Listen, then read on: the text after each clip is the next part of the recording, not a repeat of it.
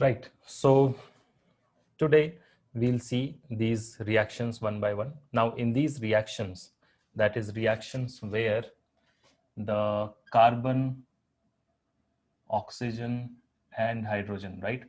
Where the cleavage happens here. That is the bond between oxygen and hydrogen breaks. We have already seen this. This we have already covered. Now the reactions which we were seeing was this. So what if this bond breaks, right? That is breaking off these carbon oxygen bond in case of alcohols, and we'll also see in case of phenols later. So when this carbon oxygen bond breaks, obviously what you will get? You will get OH. So this will OH will get removed from this compound. Now, how does those reactions take place? We'll see them one by one. So the first reaction is obvious reaction, that is reaction with halogen acids.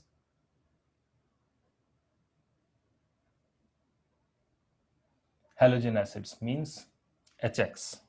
So hydrogen and halogens. It can be chlorine, bromine, fluorine, iodine, all those four, any one of those four will be here.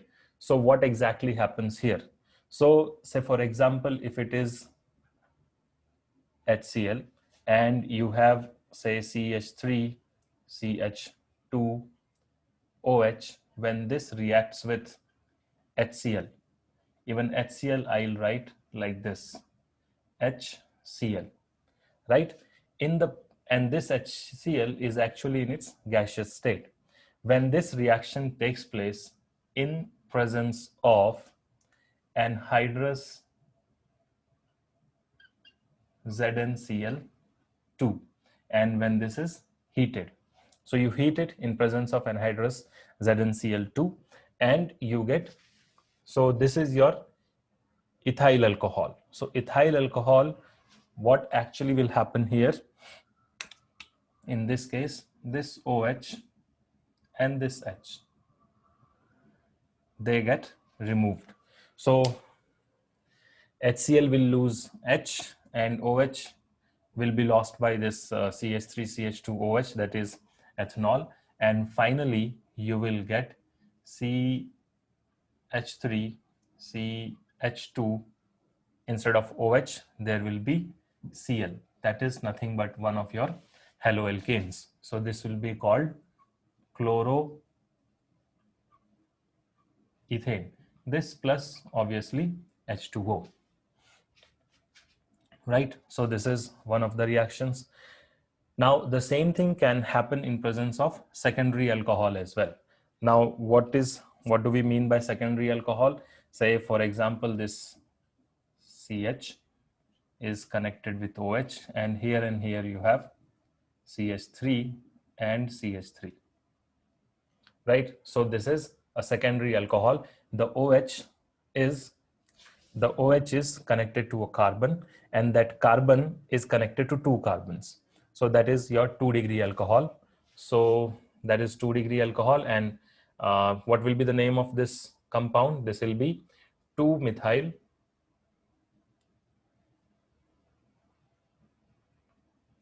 right, or just 2-propanol, 1, 2, 3. So at 2 there is OH, so this is actually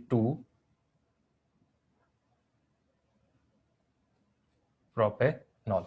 So when this 2-propanol reacts with, again same, say HCl in gaseous state in presence of anhydrous ZnCl2, right, we get the same compound. That is, again what will happen, this OH and H gets removed, forming water. So water will be removed and you will have CH3,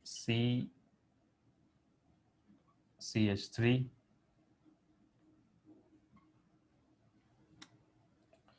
right? So from here OH is removed, So CHCl, right? So this is your 1, 2, 3, 2 chloroethane, right? So this is the compound which is formed, plus H2O. Obviously, if you will have a 3-degree alcohol, that is COH, CH3, CH3, CH3. So this is your 3-degree alcohol, and what will be name of this compound? This compound will be 2-methyl propane 2-all, right? So 2-methyl 2-propanol or propane 2-all. This will be the compound, and this compound, when this reacts with HCl, even this will give you the same compound, right? The final product will be similar, that is CH3, then CH3,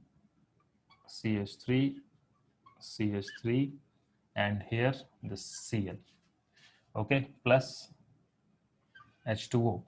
Okay, now this compound will be what? This compound will be 2-chloro-2-methyl propane, right? At C you have chloro, and methyl, and when chloro is there, chloro is always taken as, chloro will be always taken as a substituent. It won't be taken as a functional group, or it won't be taken as suffix. So this is 2-chloro, 2, after that what? 2-chloro-2-methyl, right? And propane. So this is the compound which you get. Now this particular reaction happens on room temperature itself, so you don't need to even heat this. Now you see or analyze this. What is the difference in these reactions which we are seeing? So the product wise there is no difference, but in the conditions in which these reactions take place, that is different. So here you can see there is a catalyst, anhydrous ZnCl2, in presence of heat. Here there is no heat, and here there is no anhydrous ZnCl2, as well as there is no heat required. So it simply means what? Right? If I see this, what I feel, or what I can, conclusion I can make is that you don't need, or as you go down, that is from 1 degree to 2 degree to 3 degree, the ease of reaction is increasing, right? So it is easy, or the reaction, or you can say that this particular, that is 3 degree, is more reactive as compared to 2 degree, and 2 degree is more reactive as compared to 1 degree. That's why the conditions in which these reactions are taking place are actually becoming easy, or they are more natural as compared to some extra features or extra reagents which are added in these above conditions. For example, in 1 degree there is ZnCl2 and heat.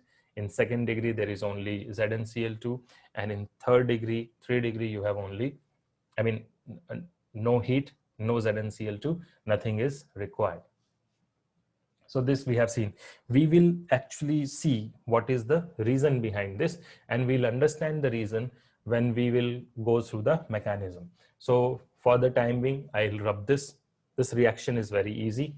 So just understand the reaction first, then we'll also try to see what is the mechanism. And once we know the mechanism, then we'll be able to answer this question, that why 3 degree is more reactive or easily converted to haloalkane, right, in this reaction. Okay, now the same thing or similar things you will experience with HBr. So like HCl, the reaction of primary alcohols with constant boiling HBr, and in presence of small amount of, say, H2SO4 as catalyst, and no catalyst is required for secondary and tertiary, right? So this dehydration becomes easy. So what is actually happening here? The H2O is being released. So we'll say that this is nothing but dehydration. Now that dehydration is easy in case of 2 degree and 3 degree, right? Okay. Now when it is HI, so that is with HBr.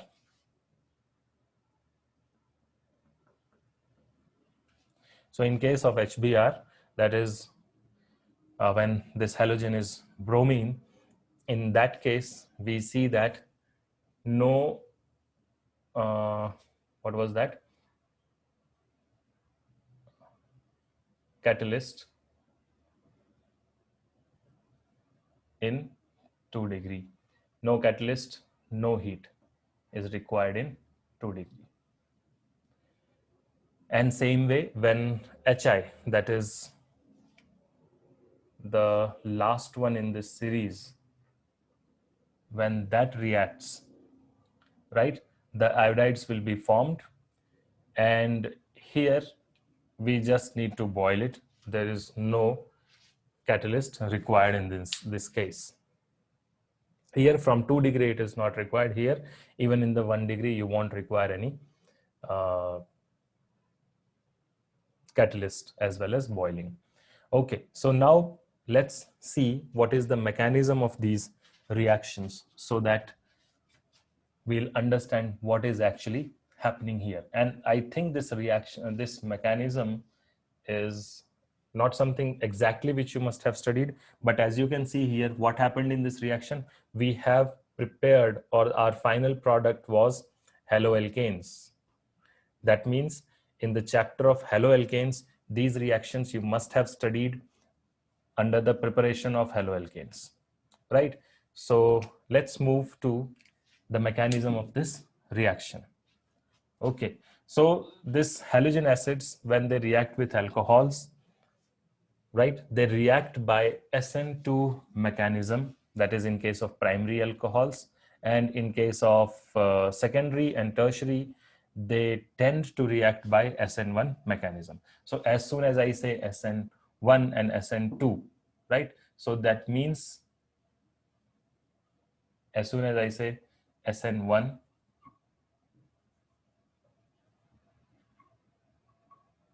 and SN2, that is nucleophilic substitution reaction. So this is something which you have already studied in your haloalkanes chapter, and same thing we are going to see here as well. Now SN1, SN2 means what? Nucleophilic substitution reaction. So first we'll see whether it was a nucleophilic reaction or not. So, and substitution or not. So there was ROH, there was another HX, and that reacts to give you RX plus HOH. This is what has happened here. Now see what is this. So here,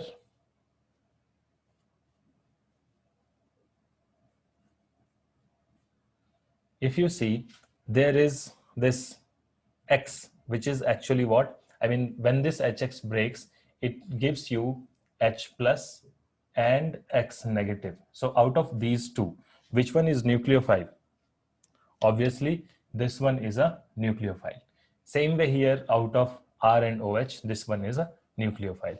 Anyways, so this nucleophile, as I can see here, this nucleophile is here. So a nucleophile has attacked our substrate. So this is nucleophilic reaction first. Now it has replaced or substituted the OH which was here. So it is a substitution reaction. So this is a substitution reaction because it has replaced OH. Second, I mean OH is being replaced by X. Second, it is nucleophilic because the attacking reagent is a nucleophile. What is the attacking reagent? This X negative or halogen or halide ion, that is the attacking reagent. So this is nucleophilic substitution reaction, and we already know that there are two mechanisms of nucleophilic substitution reaction. So let's see, and we know the situation in which SN1 takes place and in which SN2 takes place, right? Okay, so let us see how is this SN2 mechanism work. So this SN2 actually means what? This is nucleophilic substitution reaction, and this is bimolecular. Bimolecular. What do we mean by bimolecular? The rate determining step, that is RDS, rate determining step, is a order. I mean, the order of that reaction is 2. That means the rate of that rate determining step depends on concentration of 2 molecules. So that's why that is called bimolecular, right? And SN1, here the rate determining step involves or depends on concentration of only 1 molecule, and that's why this is called SN1 mechanism. Now, what is actually happening here? Let's see that. So when we say, or when we think about SN1 mechanism, so SN1 mechanism, SN2 mechanism, right? So in SN2 mechanism,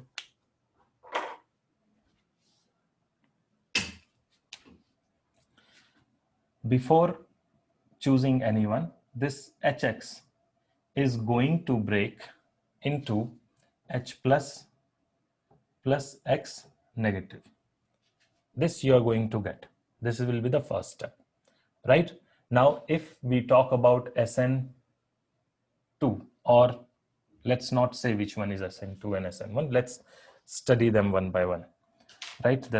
We'll study them, we'll give them the name when we have decided whether it is SN1 or SN2. So the first case, that is when you have R CH2OH. So what is this? This is 1 degree alcohol. So this is 1 degree alcohol, right? Now, when this reacts with H plus, okay, so what happens now? You get something like this, R CH2, and this H plus will, because on oxygen there are 2 lone pairs, and this H is positive. So what happens? These electrons will move from here to here, or you can say that this is how it will be attacked, right? So it will be a reversible reaction in which you will get RCH2 followed by OH2, right? Now, oxygen has lost its lone pair, or it has donated its lone pair to hydrogen plus H plus ion. So because it has donated, so that's why there will be a positive charge on O, right? Anyways, the total positive charge in the reactant side should be equal to total positive charge in the product side, and that's what we have. On the reactant side, we have 1 positive charge, and on the product side also we have 1 positive charge. Clear? So this was about 1 degree. That is, if it is 1 degree alcohol, then this is what will happen. What will happen next? Now you have this RCH2OH2. Now what is this? This is actually called protonated alcohol, right? So that is protonated alcohol. Alcohol with a proton, with an extra proton. Now, this protonated alcohol, that is RCH2OH2 with a positive charge on oxygen. Obviously, positive charge on oxygen means what? Not stable. Not stable means what? Highly reactive. So there is a positive charge here. So this is a center for or of positive charge. Now what will happen here? Halide ion like this, which is having a negative charge. It is having all 8 electrons there. So that's why it is having an negative charge. Now this will do what? This will actually attack. We'll show the movement of electrons. So from here, the electrons will show to, let's show it from this side.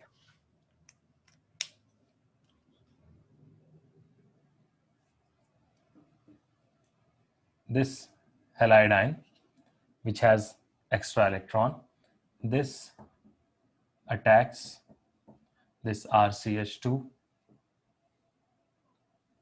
OH2, where oxygen was having a positive charge. Now see why we say this as dehydration, right? Dehydration is removal or elimination of water molecule from one molecule, right?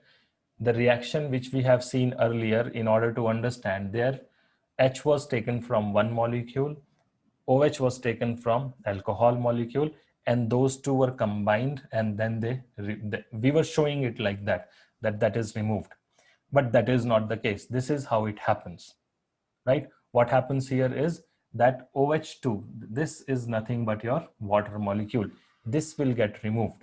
Obviously, this cannot get removed when this will get removed, but why? This oxygen has positive charge. So when it gets removed as H2O, this positive charge has to be compensated. So who will compensate? This bond will break. But how will this bond break? There should be some suitable scenario or some force or something which will actually provoke this bond to break. Right now, who is doing that? So this bonds, electrons are now, as we can see here, are being taken by this oxygen, right? So there should be someone to compensate the lack of electron, which will now happen here, is going to happen here, that is with this carbon. So who will do that? This is there, this X negative is there, which has extra electron. So this will donate, or it will give its electron to this carbon, right? So this will attack that, and this is what is going to happen. Clear? So in this case, what you will get? You will get a transition state. What will be the transition state? So as we have seen earlier in case of SN2 mechanism, so there is carbon here.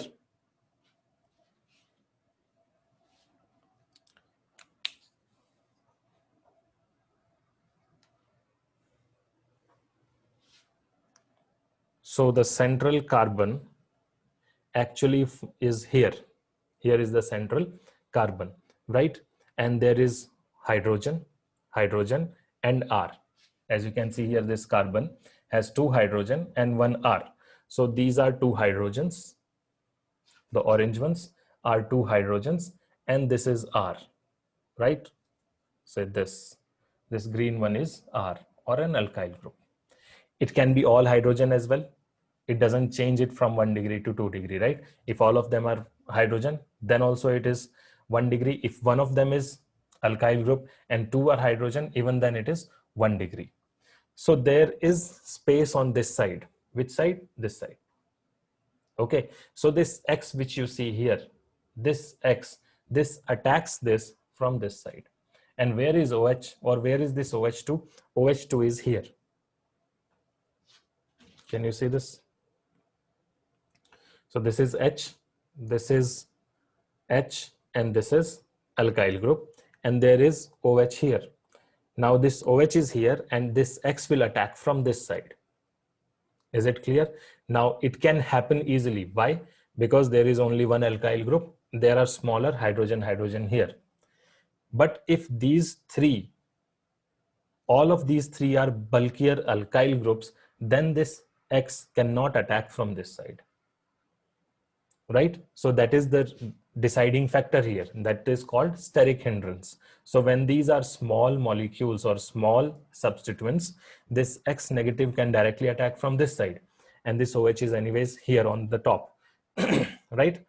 So that will happen only if there is less steric hindrance. Steric hindrance means hindrance or the obstacle or the resistance or the opposition caused by or caused due to size, right? So the X will attack from this side and it will get attached to this carbon. So X, which is having extra electrons, that is giving its electron to this carbon, and this bond, that is carbon OH bond, that gets cleaved. So that will be broken, right? I hope this is clear. So the carbon oxygen bond breaks. So this thing, how are we going to show it here? So there is carbon here and H, H and R here. So there is H, H, or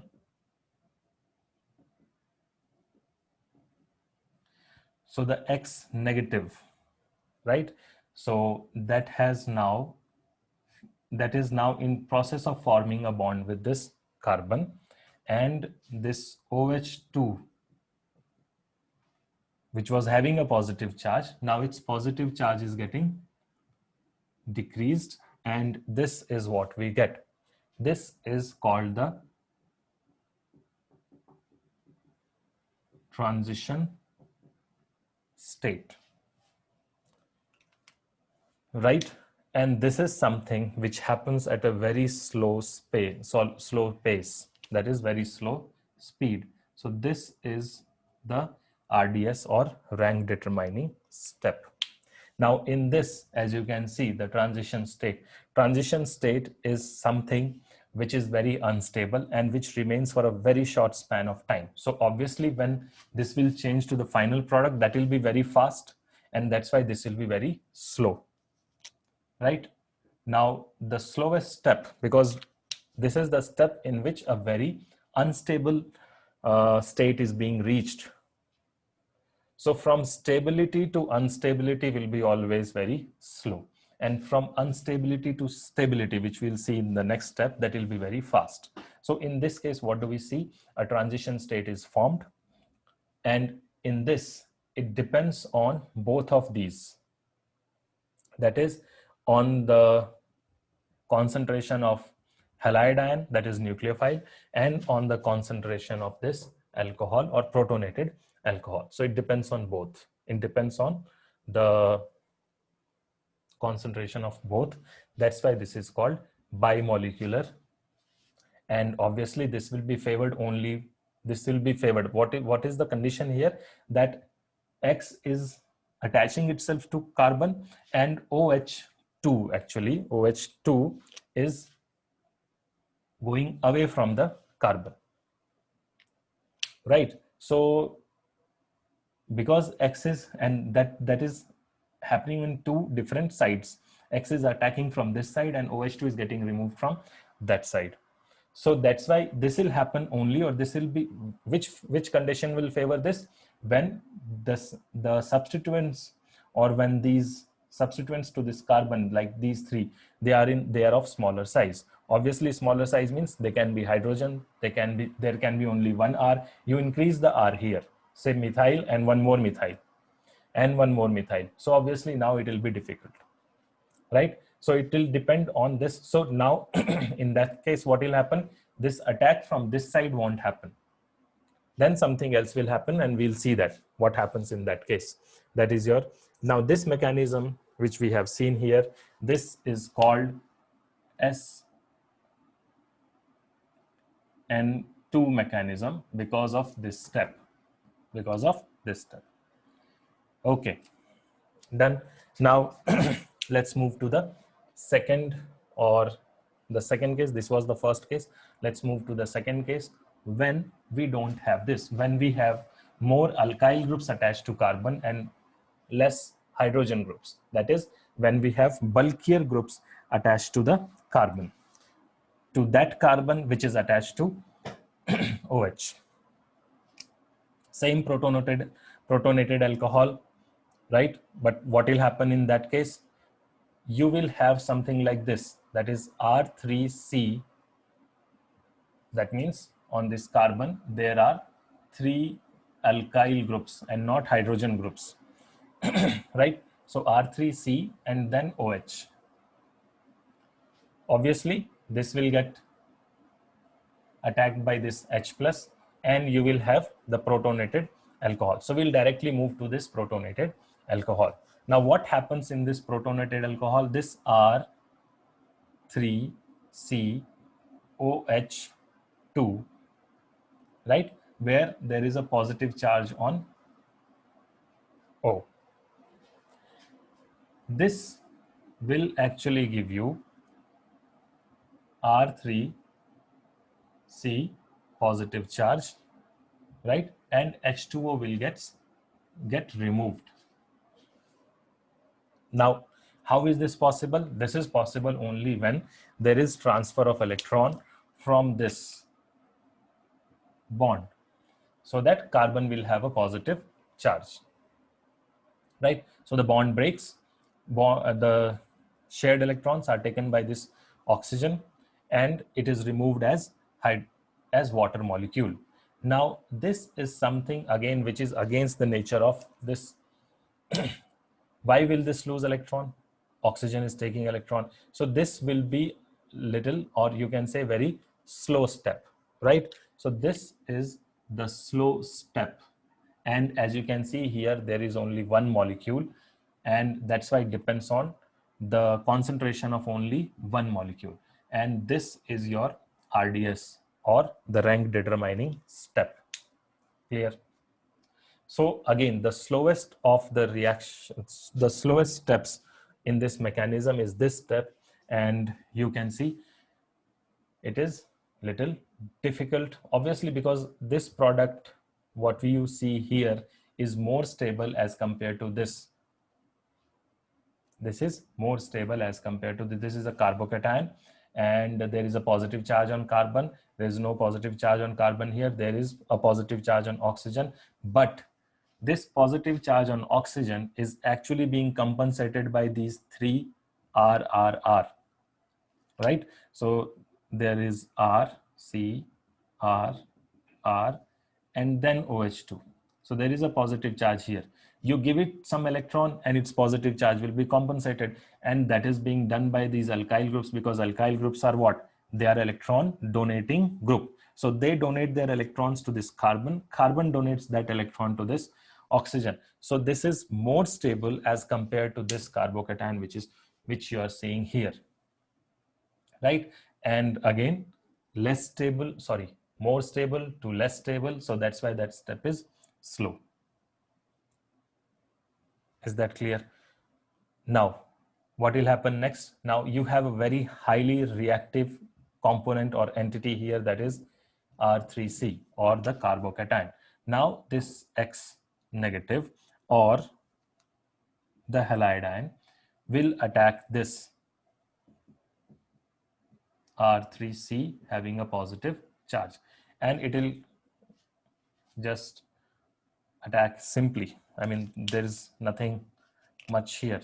There is a positive charge there, there is a negative charge here. So negative charge will attack the positive charge, and obviously this particular step will be very fast step, and you will get R3CX,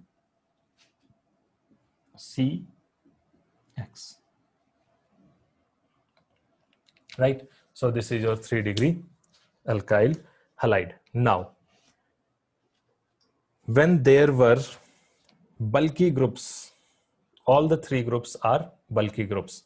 So the new attacking reagent cannot attack it from this side, right? Why? Because there is there are 3 groups which are here, and all of these 3 are very bulky groups. So this cannot attack it from here, right? And as you can see here, it is the slowest step is dependent on only one molecule concentration. So that is called one. So that's why this is called unimolecular reaction. So now this attacking reagent cannot attack it from this side. So what it will do? It will attack it from this side. Clear? So wherever OH was,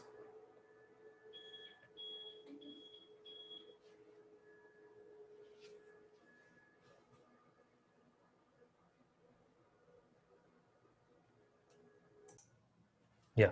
So wherever OH was, the same OH is replaced in the same side with this incoming halide ion.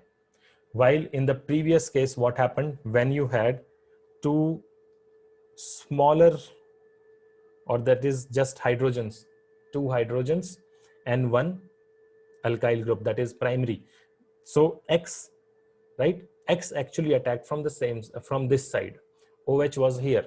So now OH is removed from this side and X attacked from this side. And ultimately this changes its orientation from, or you can say its configuration from a downward, what you have seen earlier, to this upward tetrahedral structure, and X will be here. So in this case, we say that inversion of configuration happened. In which case? In SN2 case.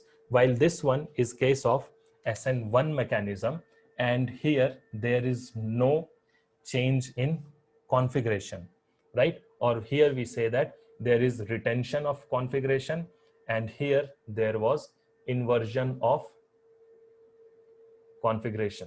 You don't have to by heart it if you know the actual scenario in which these reactions took place, the mechanism, right? So this is what SN2 and SN1 mechanism are. And this is the mechanism, and that's how these reactions take place, which we have already seen. And as you have already seen, when the attacking reagents, or when it is 1 degree, the reactions in this case were slower, and when it is 2 degree or 3 degree, the reaction was fast. Because in case of 2 degree and 3 degree, this one, that is formation of carbocations takes place, and when carbocations are done, then you just have to add a halide ion, and that gets added very easily, right? Because now it is almost an almost not exactly an ionic, but it is something where there is a positive entity, there is a negative entity, and they have to just combine, or they have to just share their electrons. So it is very easy as compared to the previous one, right? So if it is 1 degree, there has to be an inversion. If it is SN2 mechanism, there has to be an inversion, and this reactant actually come from this side, the same side where there are these 3 bonds, and that's why it actually takes some time, right? So this is the reaction, this is how these reactions happen, right? That is SN1 and SN2 mechanisms. Okay, so in the next class, we'll see a few more reactions of this, which is based on cleavage of carbon-oxygen bond. So this was the first reaction in that series. We'll see more such reactions in the future classes. Okay, so